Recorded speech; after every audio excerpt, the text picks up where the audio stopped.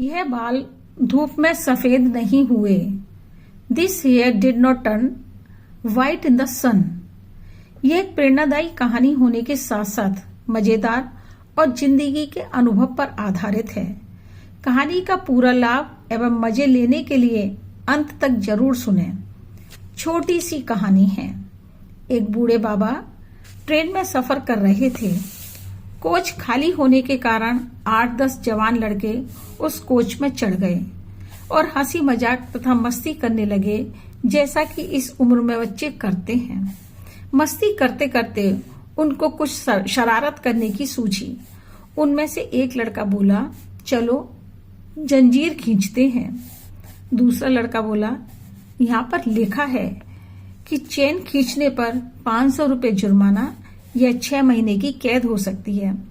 तीसरा लड़का बोला, हम लोग इतने सारे हैं, चंदा करके 500 रुपए इकट्ठा करना कौन सी बड़ी बात है।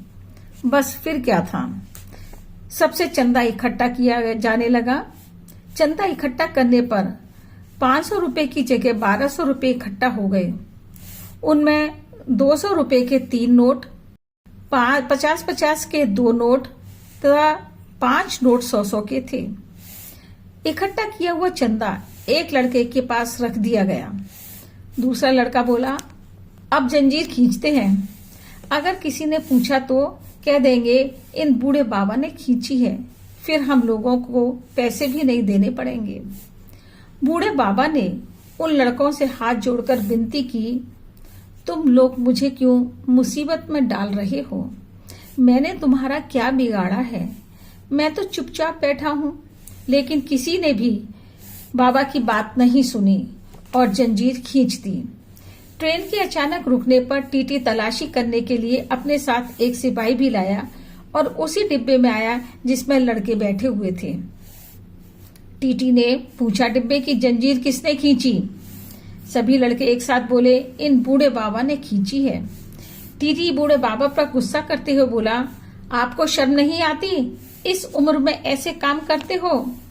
बूढ़े बाबा ने टीटी को कहा, हाँ साहब, मैंने ही ये जंजीर खींची थी क्योंकि मेरे सामने बहुत बड़ी मजबूरी थी। टीटी ने पूछा, ऐसी भी क्या मजबूरी आ गई थी जो आपको चैन खींचनी पड़ी? बूढ़े बाबा ने कहा, साहब, मेरे पास कुल 1200 रुपए थे, वह इन लड़कों ने छीन लिए हैं। एक लड़के की तरफ उंगली से इशारा करते हुए ने अपनी जेब में रखे हैं। 1200 रुपए में 200 रुपए के 3 नोट, 50-50 के 2 नोट और 100-100 के 5 नोट हैं। टीटी सिपाही से बोला, इस लड़के की तलाशी लो। लड़के की तलाशी लेने पर 1200 रुपए ही उसकी जेब से निकले और बिल्कुल उसी हिसाब से थे जैसा कि बूढ़े ने बताया था। सिपाही ने 1200 रुपए बूढ़े बाबा को दे दिए।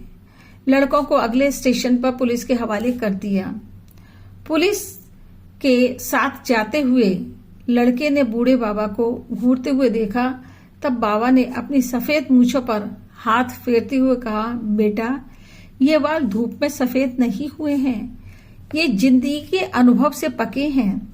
इसलिए बुजुर्गों से कभी भी पंगा नहीं लेना, क्योंकि वह जिंदगी के लंबे अनुभव की पारी खेले हुए होते हैं। क्योंकि धूप में बाल सफेद नहीं किए हमने, तजुर्बा इश्क बालों पर छाया है। तुम्हारे जैसे जब बूढ़ों को सताने लगे, तब बालों पर हमने काला रंग लगाया है।